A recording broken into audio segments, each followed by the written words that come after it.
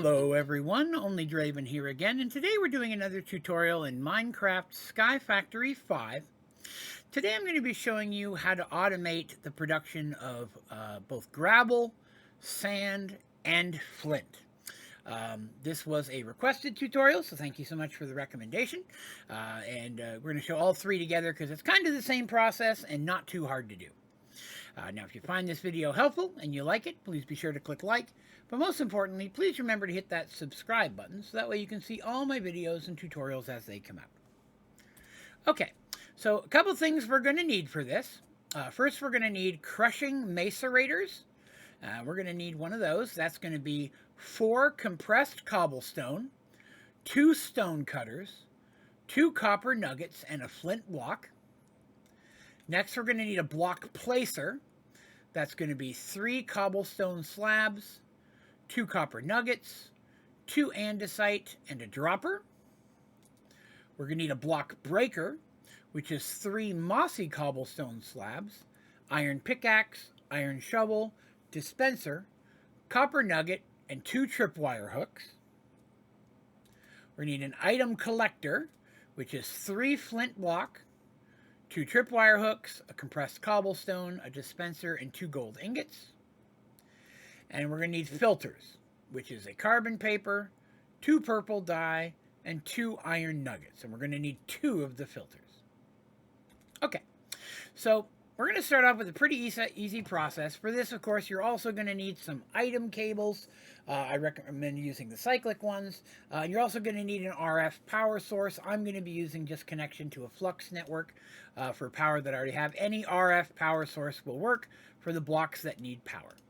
Okay, so we're going to grab this, and we're going to grab us some cobblestone, and we're going to get started.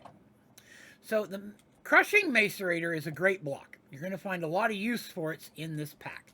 It does need RF power, and it's pretty much one of the only things that needs power in this setup we're looking at today.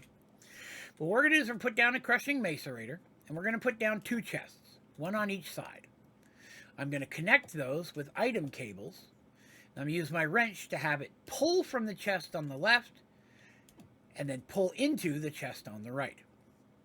Now, a crushing macerator crushes items into other items. And by placing cobblestone into it, that will turn cobblestone into gravel. So if you have cobblestone automated, which you should by this point, and if you don't know how to do that, I will link a tutorial on how to build automated cobblestone setup down in the description of this tutorial. If you connect that to automated cobblestone, this will make gravel forever.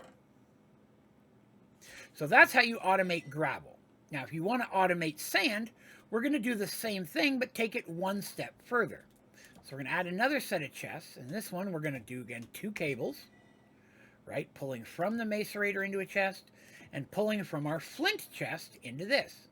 Now, this is going to need power again, so we're going to slap another flux on the back. And now that has power, it's going to crush the gravel into sand. So this same setup, but extended, will then get you sand. All right, so now that we have that set up, we have sand automated. Ignore that flint, that was something that dropped off the ground there, but that's going to be crushing that gravel into sand, and you have a chance of getting some flint from that. It's a very small chance, but there is an opportunity to get flint that way. Now, if you really want to speed up flint production, though, there is another way to do that. Okay, we're going to look at that. So let's first of all make some room in our space here. And we're going to grab ourselves a block placer, block breaker, and item collector to get started. Okay, so what we're going to do is we're going to start with our block placer. Okay, now these are going to point towards us when we place them. So I'm going to set it facing to the left. Okay, then I'm going to go ahead and we'll just grab something to build with here for a moment. We'll set ourselves a chest or a block there, and then above that we're going to put our crushing macerator. Get rid of the block. Set a piece of wood there, set a chest here, get rid of the block. Now we're going to take our block breaker and set it one space away. We want to leave one space in here facing the block placer. Now we're going to take an item collector and face it towards the back of the block placer like this. Then we're going to place a chest over here. Okay, so this is the basic design right out of the gate. And then we're going to connect some of these with cable. There, there, there, and there. So cables are going to go in those 4 locations.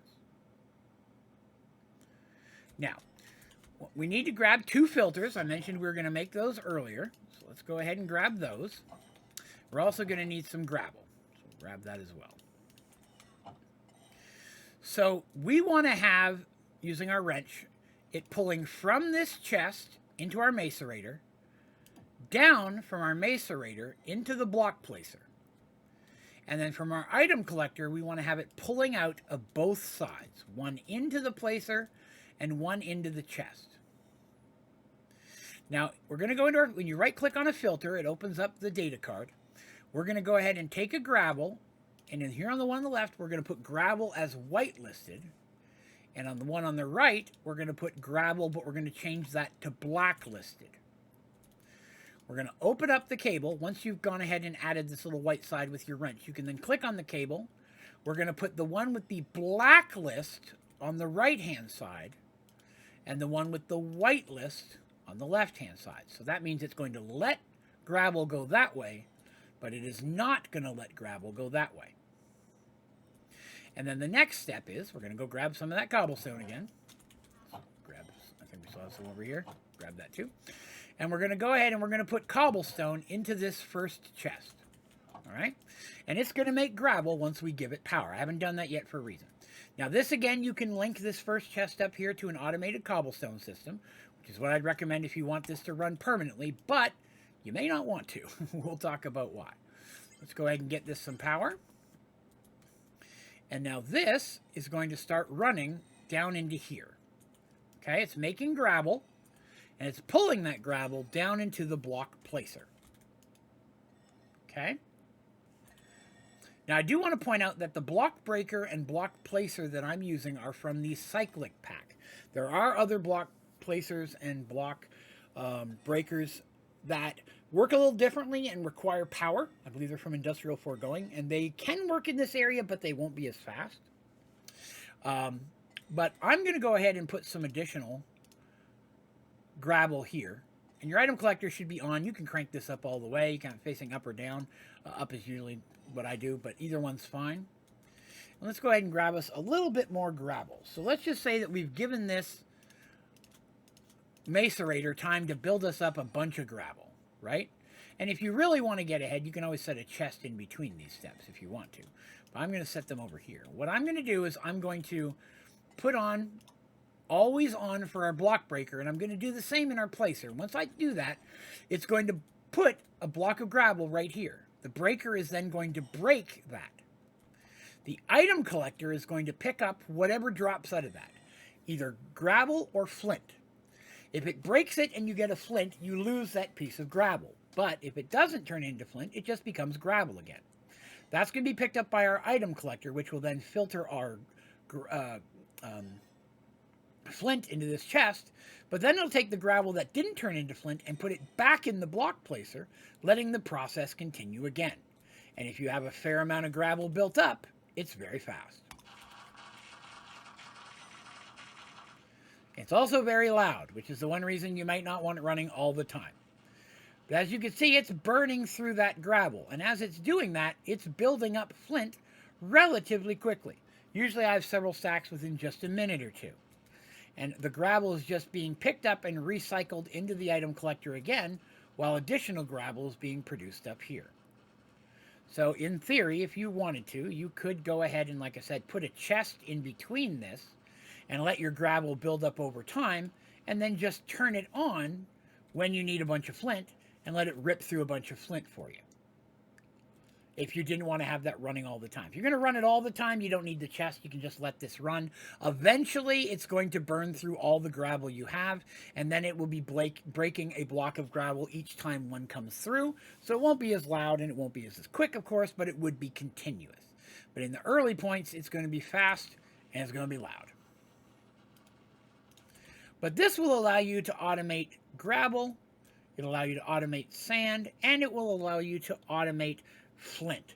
And since Flint, there's not a lot of ways to get Flint in this pack, this can definitely help if you need a whole bunch. And really, you're not going to need a massive amount in this pack, so you really could just run this for a while, build up a bunch of stacks, and you might be good for the rest of the most of your game. All right. So that's going to do us for this tutorial.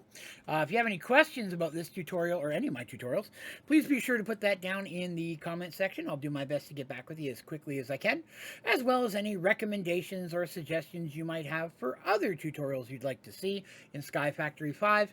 I'm always looking for new ideas. You can also go to my website, onlydraven.com. At the bottom of the homepage is a place you can submit questions, recommendations, or suggestions via email if you'd like to send something to me directly. While you're there, I do recommend checking out the website. A lot of great stuff there as well. But that is going to do me for today. Thank you very much for watching. Have a great day.